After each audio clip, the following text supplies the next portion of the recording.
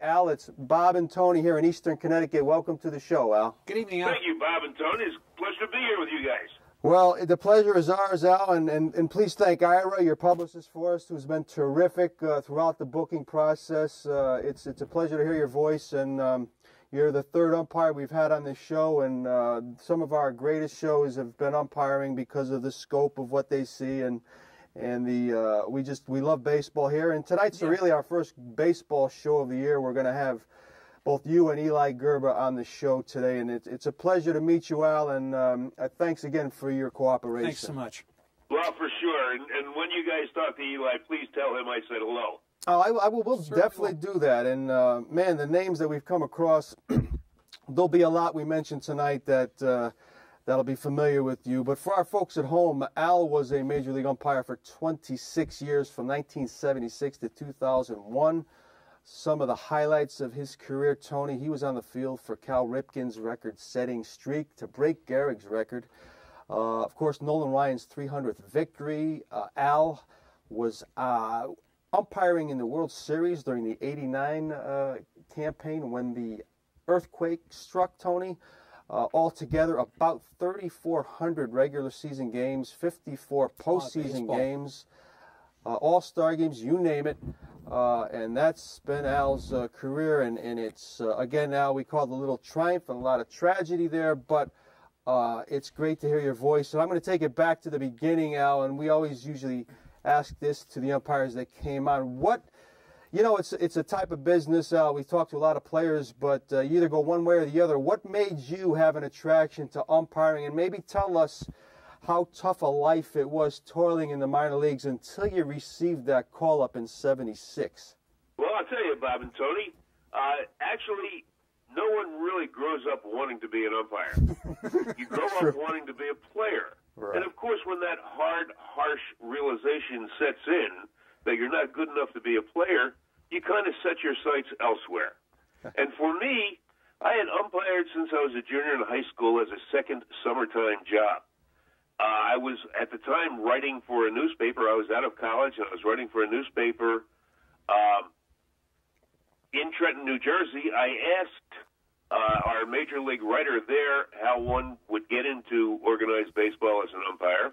He went into New York and did a little investigating for me, found out, and in 1972, I went to umpire school in St. Petersburg, Florida, got a job in the minor leagues, low minor leagues, Class A Midwest League, and I was very fortunate. 4 years later, I was in the big leagues.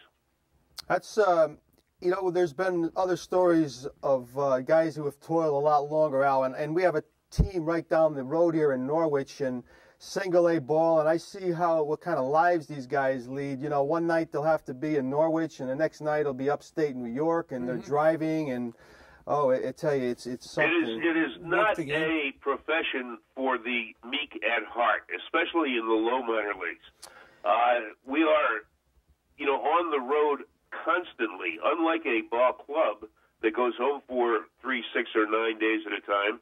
An umpire goes from city to city to city, whether it be in the low minor leagues or in the big leagues. When we leave home for spring training in March, except for negotiated in-season vacations, and that's only in the big leagues, umpires don't go home again until the end of September, or maybe not even then if you're working some postseason games and you go into October, close to November. Yeah. It certainly isn't for the meek at heart. And you've got to almost start doing that kind of traveling as a young man rather than in your 30s or 40s or even 50s. Otherwise, that traveling stuff will get to you. Yeah, and as we talk to Al Clark, our viewers out there will see various pictures on the screen of Al at various stages of his career.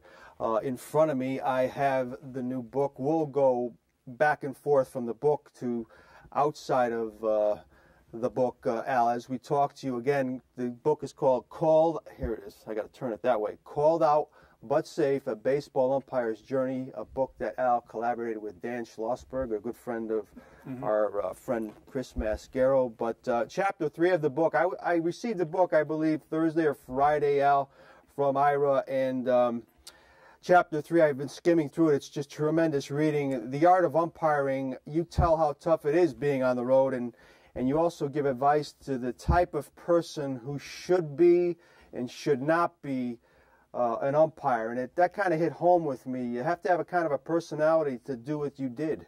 Bob, I think you've got to be definitely a type A kind of aggressive personality, a fellow who is not afraid to make snap decisions, and a fellow who can deal with the results of the results or consequences of perhaps making a wrong decision. Yeah. To have people yelling at you in a constant situation is not the most admirable thing to think of. And as an umpire, you are in an adversarial situation most all the time. Mm-hmm. We are charged with upholding the integrity and honor of the game, and we take pride in what we do. No one wants to be wrong, but sometimes we are. Mm-hmm. And now with what's going on in baseball, with the instant replay and that kind of thing, we're going to be wrong less often, but wrong nonetheless at times. Yeah. And we'd like to stay away from that. And to be an umpire, you've got to be kind of thick-skinned, and you've got to be a big enough person to sometimes admit when you've made a mistake. Yeah, and you know you're going to make mistakes that are magnified throughout the country, Alan. It's just that type of business, and it's a tough road to handle. But, Tony, question for Al. Al, I can't tell you what a pleasure it is to have you. You know, we love talking to the umps, and I'm one of those kids that was watching the Game of the Week like in the 1960s with Joe Garagiola telling all of us that, you know, when you see Mickey Mantle or Roberto Clemente up, those guys get a fourth strike. And I want to hear it from an ump. Do they get a fourth strike? Absolutely not, Tony. I'll tell you exactly what the deal is. First of all, most talking heads don't have an idea of what they're talking about on the field, what's going on the field. Mm-hmm. Unless they've actually played, they really don't know. Yeah. Garagiola was a catcher, and he knows for sure that good hitters didn't get a break, and I'll tell you exactly why. Mm-hmm. Umpires are trained to react to what we see and what we recognize. When the pitch comes in, and if it enters into and through the strike zone, we call it a strike or a ball as we see it. We don't think for a nanosecond who the hitter is, what the situation is, where we are in the ball game, what the score is. If we did do that, it would take so much longer to make the decision. But we're trained to make decisions quickly. We're trained to be decisive in what we do. And really, it doesn't make any difference who's at bat or who's pitching or anything like that. Yeah, if you become selective like that and you lose any integrity, and you again, you have to be... Well, you're certainly not going to last very long. Yeah, absolutely. And, you know, we talked to some of the other umpires, Al, about some of the easier catchers that they worked behind. Now, when I say easier catchers, I'm not necessarily talking about the best ones defensively, just ones who maybe didn't have a lot of unnecessary movement. Or jumping up and down. Yeah, ones that framed pitchers very well. Tell us about some of your favorites that you came across over the years. Well, the fellas who would get low and be stationary, those were the easy guys to work behind because we could see the pitches. A guy like Tony Pena, who's now a coach with the Yanks, I guess, and anybody who was small was easy. Now, let's take a guy from your neck of the woods, Carlton Fisk. Yep. Well, my goodness gracious, he could get on his knees and be 6 foot tall. He was very difficult to work behind, not because he was a bad guy, certainly not because he was a bad catcher, but because he was so big.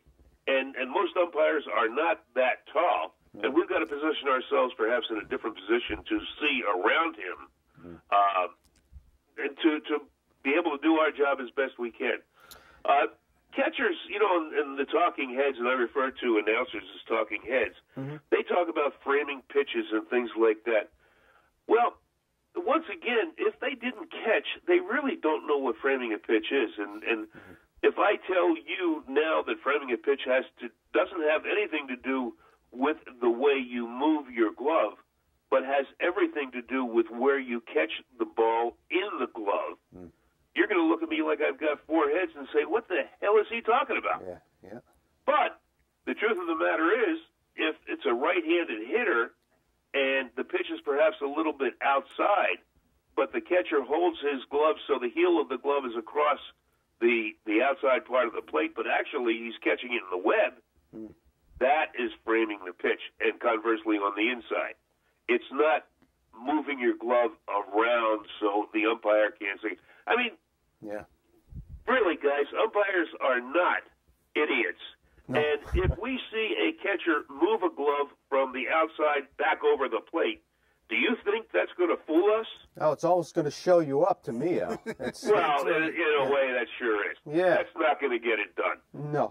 Most catchers at the big league level, they're not trying to fool us. A lot of catchers that perhaps are fighting for their team and perhaps aren't the fairest guys in the world with us, which is understandable, they kind of think sometimes as long as they catch the ball and the ball hasn't bounced, that the umpire should call it a strike. Well, obviously, that's not quite the case every time. No, it's a great point. And, again, we're on the phone with former Major League umpire Al Clark. And, Al, what also goes under the radar screen a lot is the conditions that umpires work under, Tony. Sure. We've talked specifically to Jim Evans on this show, Al, and Terry Tata about the toughest conditions they ever umpired in. Texas, Cincinnati. I mean, hot weather-wise. I believe Evans mentioned Texas, and Tata said Atlanta. There probably has to be a game that you remember. Tell us about maybe your own battles with the hottest of the hot. Well, I'll tell you a funny story. I was fortunate enough to be assigned to the All-Star game in Arlington, Texas, in 1983, I think it was. And I was the senior umpire assigned, but we had another umpire by the name of Durwood Merrill, who was from Texas and wanted to work home plate because he had family there and friends there and a lot of people. He was from Hooks, Texas. And he asked the people in the American League office at the time if he could work home plate. Now, let's figure this out, guys. In Dallas, Texas, or Arlington, Texas, in the middle of July, why would you want to go behind home plate if you really didn't have to? Well, the game started at 107 degrees and ended at 105 degrees. Oh. And I was working second base. Durwood was working home plate, or worked home plate, did a fine job, an admirable job. But literally, it took him 20 minutes after we got into the dressing room for him to even think about getting undressed. He had become so dehydrated and was so hot and spent that the heat can get to you, and conversely, the cold can get to you, too. Sure. Oh, yeah.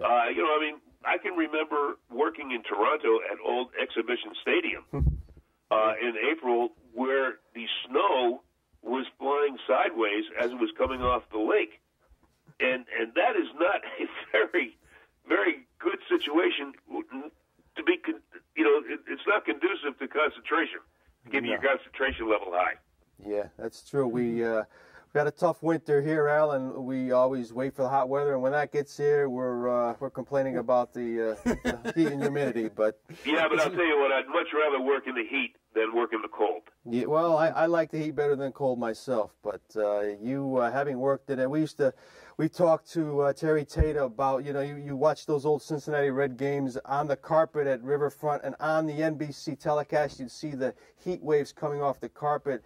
It had to be 130 on the field there, Al, at times. It was in Kansas City, there was a groundskeeper by the name of George Toma.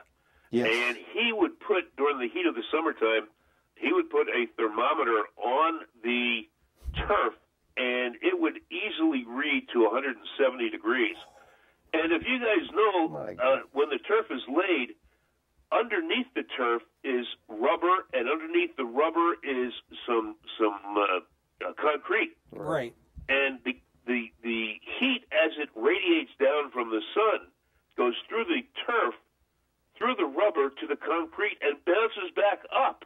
Wow. So as you're standing on that artificial surface for a couple of hours, it starts burning the bottom of your feet and continues up through your ankles, up through your legs, and into your hips. And I got to tell you guys, it is hot and it hurts. So I'm glad a whole lot of places are going back to regular grass. Yeah. As I think Richie Allen said one day a long, long time ago, God still grows the best grass. Yeah, sounds like Richie Allen.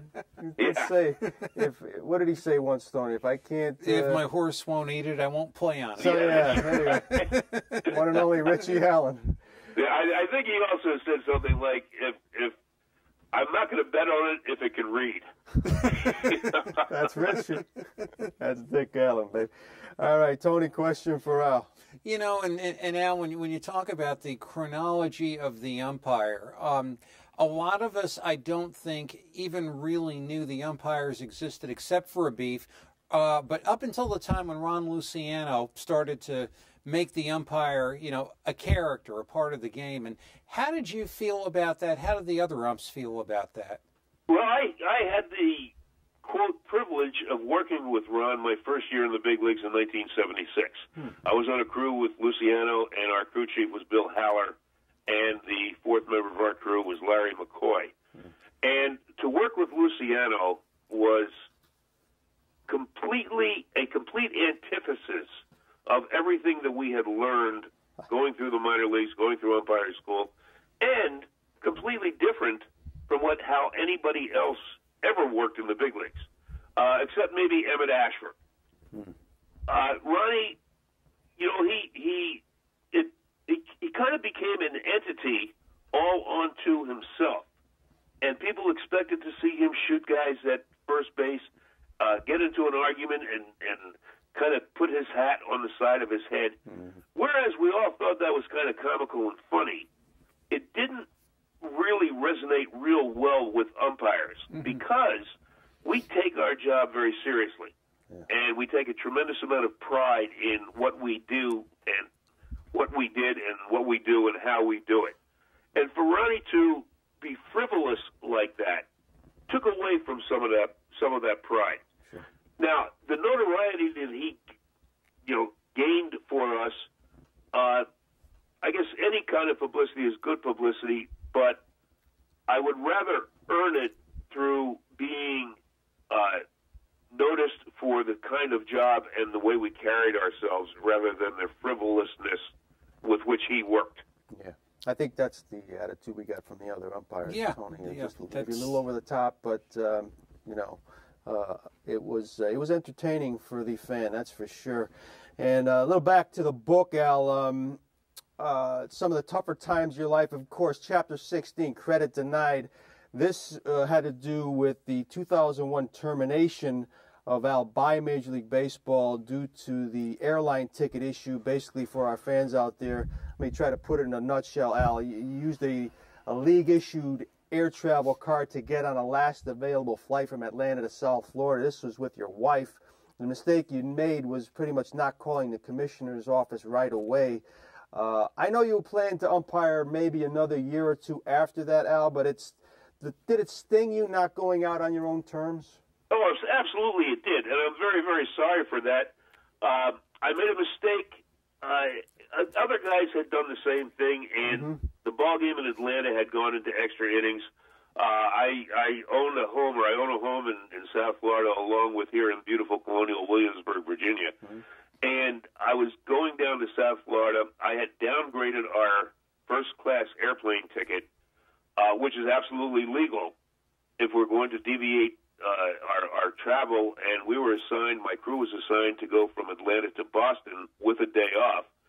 We were allowed to go to deviate our travel and downgrade our ticket and go from, in my case, I was going from Atlanta to West Palm Beach and then flying coach again from West Palm Beach up to Boston. All that was fine until we got to the airport, my wife and I, after the extra inning ball game in Atlanta. There was only only one more flight, as you said, down to South Florida, any of the airports in South Florida, and the only seats that were available were first-class seats. Right. I had, for some reason, I had packed my my own credit card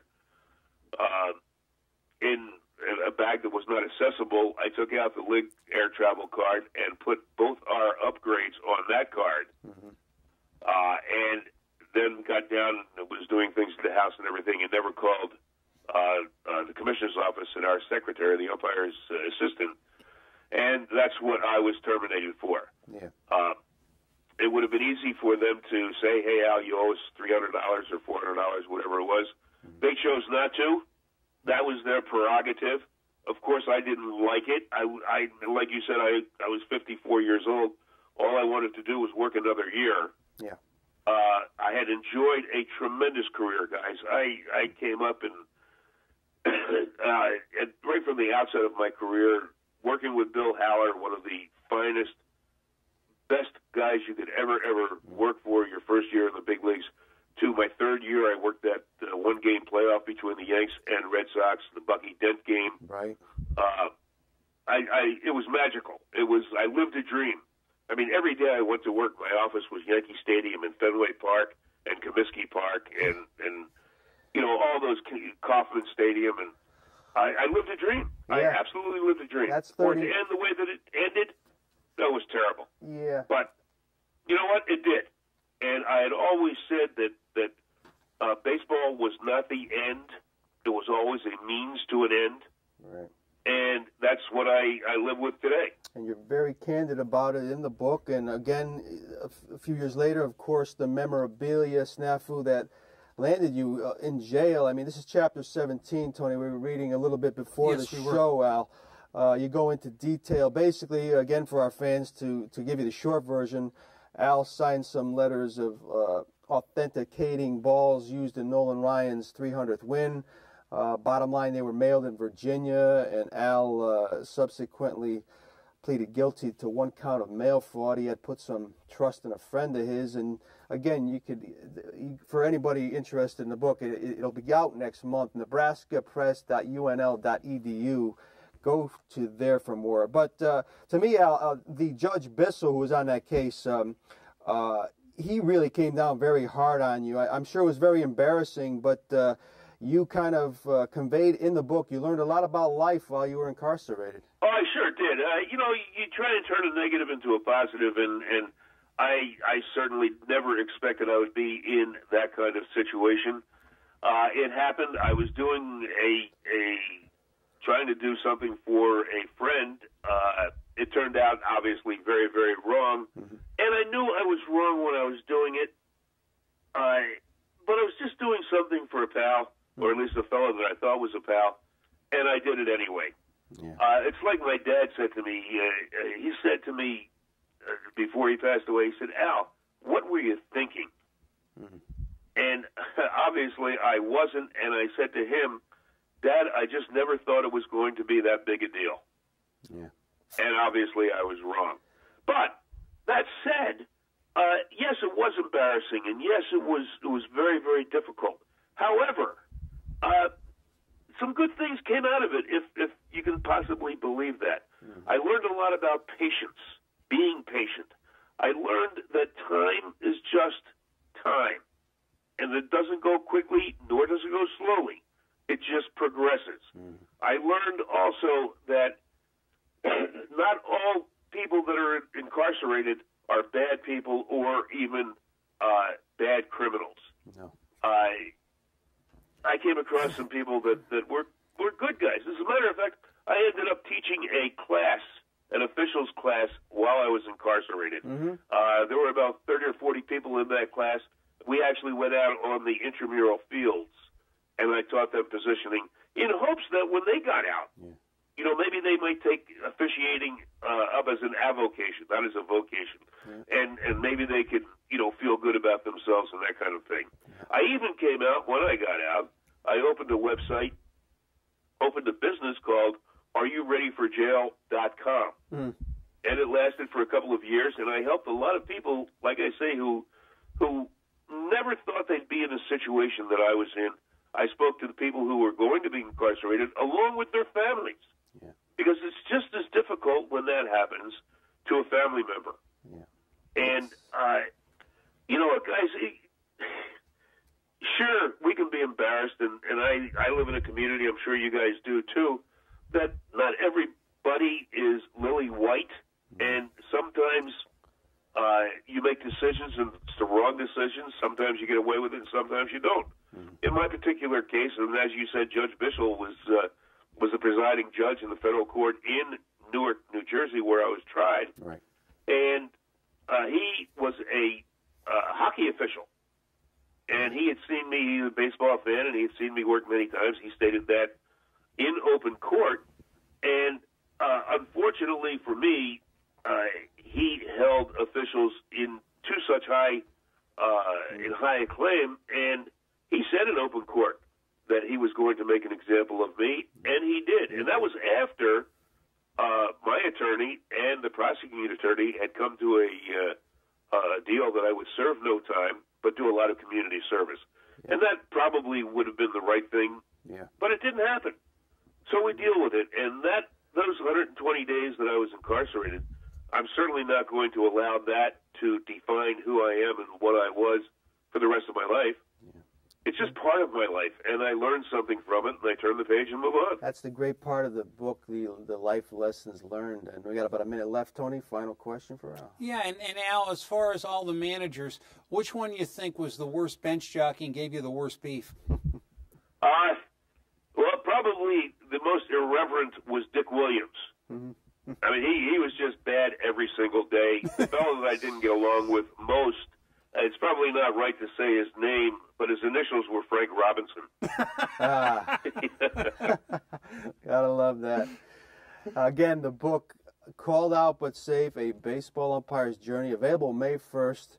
Again, nebraskapress.unl.edu. If any of our viewers have any questions, they could get a hold of our show. Al, it's been a pleasure. I mean, Certainly we can has, talk Al. all night long, and maybe later in the season we could talk again. But thank Ira for us, but especially thank you for agreeing to come on. It's been an awful pleasure just scratching the surface, and good luck with the book. Well, thank you, guys. Also, just for your viewers, it is on sale at Amazon.com right now. Okay. And before it becomes on the shelves all over the country. Gotcha. It was a pleasure being with you guys. Hopefully we can do it again later in the summer. I will be in touch, and we'd appreciate it if you do the same. Thanks, Al. You got it, guys. Take care. Good night.